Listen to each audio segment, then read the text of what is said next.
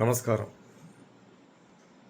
చంద్రుడికి చంద్రుడి మేషరాశిలో ఉన్న, వృషభంలో ఉన్న, మిథునం, కర్కాటకం, సింహం ఏ రాశిలో ఉన్నా కానీ మీరు పుట్టినప్పుడు మీ చంద్రుడికి ఇప్పుడు ఈ పంచగ్రహ కూటమి రేపు అంటే ఆదివారం మకర రాశిలో 5 గ్రహాలతోటి ఏర్పడుతుంది. రవి, చంద్ర, బుధ, శుక్ర, కుజ. అయితే ఏ రాశులకి ఇది అత్యంత శక్తివంతంగా అనుకూలంగా ఫలితాలు ఇస్తుంది? ప్రధానంగా తీసుకుంటే ఎప్పుడు కూడా మీ చంద్రరాశికి ఈ పంచగ్రహ కూటమి లాభస్థానం అయ్యి ఉంటే అత్యంత అనుకూలంగా ఉంటుంది. అన్ని రాశుల్లో కల్లా ఎక్కువగా ప్రాధాన్యత అనేది మేన రాశికే కనిపిస్తుంది. మేన రాశిలో పుట్టిన వాళ్ళు కానీ మెయిన్ రాశిలో ఎవరికైనా గ్రహాలు ఉండి ఒకటి దశలు జరుగుతున్నా కూడా జాగ్రత్తగా ఉండి పాయింట్.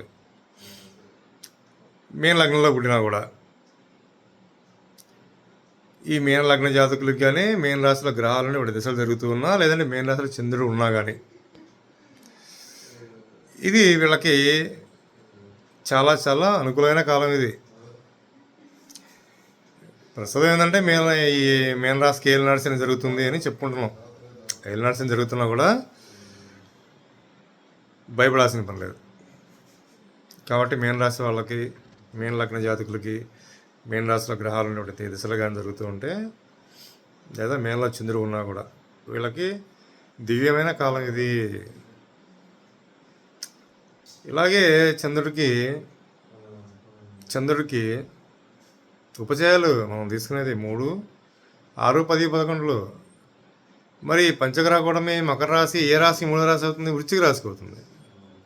సో వృశ్చిక రాశిలో పుట్టిన, వృశ్చిక రాశిలో లగ్నమైన, వృశ్చిక రాశిలో గ్రహాలు ఉన్న వాటి దశలు జరుగుతున్నా వీళ్ళకు కూడా దివ్యమైన కాలం ఏది.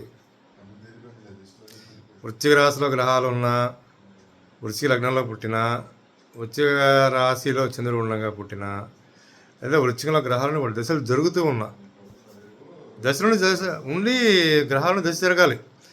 వీళ్ళకి కూడా దివ్యమైన కాలమే, అద్భుతంగా ఉంటుంది. మరి సింహరాశికి కూడా అంతే.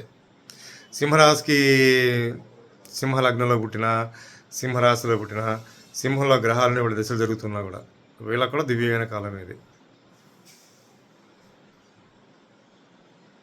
మరి మేషరాశికి ఏమవుతుంది? ఇది దశమస్థానం అవుతుంది, మకర రాశి. కాబట్టి మేషరాశిలో పుట్టిన వాళ్ళకి, మేషలగ్నంలో పుట్టిన వాళ్ళకి, మేషంలో గ్రహాలు ఉండి వాళ్ళ దశలు జరుగుతున్నా కూడా వీళ్ళకి కూడా దివ్యమైన కాలమే.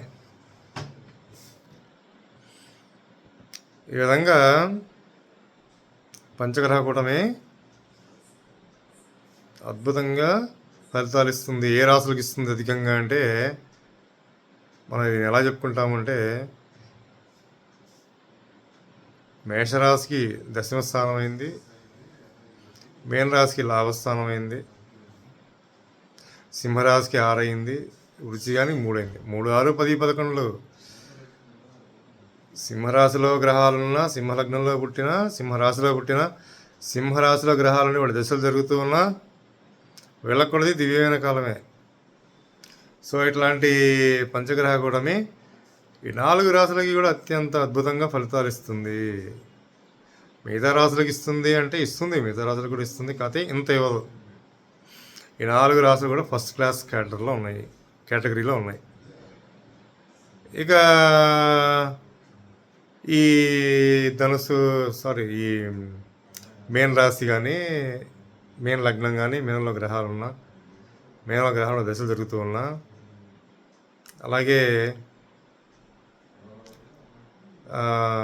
మేషరాశిలో లగ్నం అయి ఉన్నా, మేషంలో గ్రహాలు దశ జరుగుతున్నా, మేషరాశిలో చంద్రుడు ఉండగా కూడా, అలాగే సింహలగ్నమైనా, సింహరాశిలో చంద్రుడు ఉండగా పుట్టిన, లేదు సింహరాశిలో గ్రహాలు వాటి దశలు జరుగుతూ ఉన్నా ఇది కూడా వర్తిస్తుంది. అలాగే వృశ్చికంలో గ్రహాలని వాటి దశలు జరుగుతూ ఉన్నా, వృశ్చిక లగ్నంలో పుట్టిన, అలాగే వృశ్చికంలో గ్రహాలని వాటి దశలు జరుగుతూ ఉన్నా కూడా వీళ్ళకి కూడా అద్భుతమైన కాలం ఇది. ఈ పంచగ్రహ కూటమి వీళ్ళకి అతీతమైన శక్తులను ఇస్తుంది. వీళ్ళు చాలా అదృష్టవంతులు. ఈ 4 రాశులు, మిగతా 8 రాశులకి ఇంత అదృష్టం లేదు. ఇంత గొప్పగా ఉండదు, ఈ 4కే ఉంటుంది. మిగతా రాసుల్లో ఉన్న వాళ్ళకి పర్వాలేదు. మనం ఒక వీడియో చేసుకున్నాం కదా, పంచగ్రహ కూటమి ఏ లగ్నాల్లో పుడితే ఏ దశలు జరుగుతూ ఉంటే ఫలితాలు ఇస్తుందో అది వర్తిస్తుంది అన్నమాట. ఇది ఎక్స్క్లూజివ్ వీడియో అన్నమాట పంచగ్రహ కూటమి మీద. ఈ 4 రాసులకి అత్యంత శక్తివంతమైన ఫలితాలు అనేవి కలగబోతున్నాయి. వీళ్ళు వాళ్ళకున్న పరిధిలో దేనైనా శాసిస్తారు. అది ఇల్లు కావచ్చు, ఒక వీధి కావచ్చు, చిన్న ఒక నివాసంతో కూడుకున్నటువంటి సముదాయం కావచ్చు, లేదా ఒక చిన్నపాటి నగరం, లేదంటే చిన్నపాటి ఊరు కానీ, అది జిల్లా అవ్వచ్చు,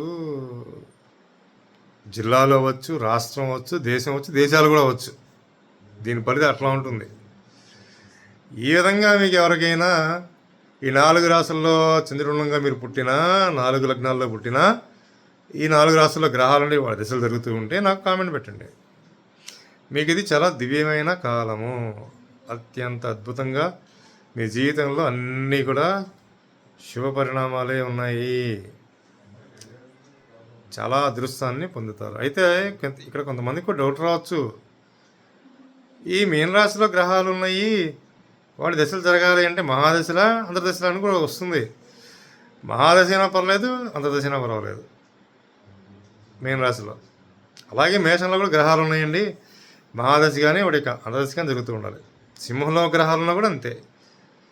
సింహంలో గ్రహాలు ఉన్నప్పుడు వాడి దశలు కానీ అంతర్దశలు కానీ జరుగుతుంటే చాలు. వృశ్చికంలో గ్రహాలున్నా వాడి దశలు కానీ అంతర్దశ కానీ జరుగుతుంటే చాలు. ఈ విధంగా మీరు చూసుకున్నాక కామెంట్ పెట్టండి. శుభం భూయాత్.